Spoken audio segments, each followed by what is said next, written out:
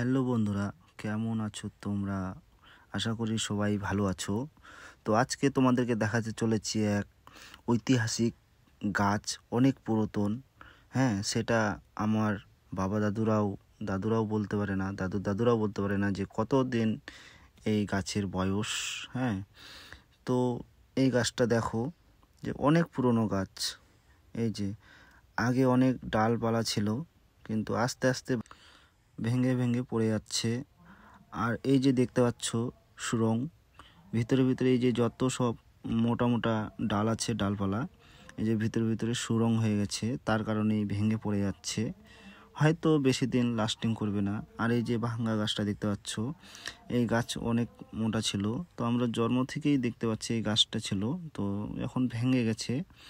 এই যে এই গাছ কত মোটা, আর শিকড়গুলো দেখো কত দূরে দূরে চলে গেছে, পুকুরের সাইডেও চলে গেছে এই শিকড়গুলো। আর এই ডালপালা ভেঙে ভেঙে পড়ে যাচ্ছে। তো আশা করি আমার বন্ধুবান্ধবরা, তোমরা যদি দেখতে আসো এই গাছকে, তোমরা এই গাছের আশেপাশে থাকবে না। তো বলা যায় না কখন কী হয়। আর তারপরেই দেখতে পাচ্ছ এই যে উপর থেকে ডাল ভেঙে পড়ে গেছে। তারপরেই এই সাইডে চোখ ঘুরিয়ে দেখো, যেদিকে আমাদের পীর বাবার মন্দির, আমাদের হিন্দু গ্রামে পীর বাবার মন্দির আছে, কিন্তু পীর বাবার অনেক জায়গা জমি আছে, সেগুলো অনেক মানুষ করে ফসল করে খাচ্ছে। তারপরে এদিকে পুকুর আছে পীর বাবার, এই যে 22 বিঘে পুকুর, বিশাল বড় পুকুর, 22 বিঘে। তো এই পুকুর দিয়েই আমাদের গ্রামের অষ্টপ্রহর, কালী পুজো, দুর্গা পুজো সব কিছুই হয়। এই পীর বাবার আশীর্বাদ আমাদের উপরে সহায় আছে, তার কারণেই সব কিছুই হচ্ছে আমাদের গ্রামে। আর আমাদের গ্রাম হচ্ছে রায়গঞ্জ, উত্তর দিনাজপুর, হেমতাবাদ থানার 1 নম্বর চৈনগর অঞ্চলের বামরা।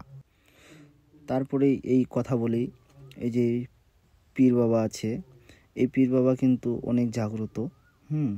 তো আমাদের গ্রামের ছেলেপেলে অনেকেই আছে, কিন্তু এই পীর বাবার উপরে ওঠে, খেলে, কিন্তু কোনো কিছু করে না।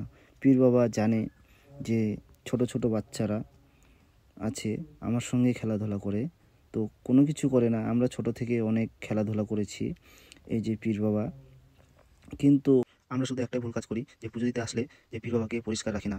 আমাদেরকে একটাই ধ্যান দিতে হবে যে পীর বাবাকেও পরিষ্কার রাখতে হবে, পীর বাবার আশেপাশে এই জঙ্গল সব কিছু পরিষ্কার রাখতে হবে।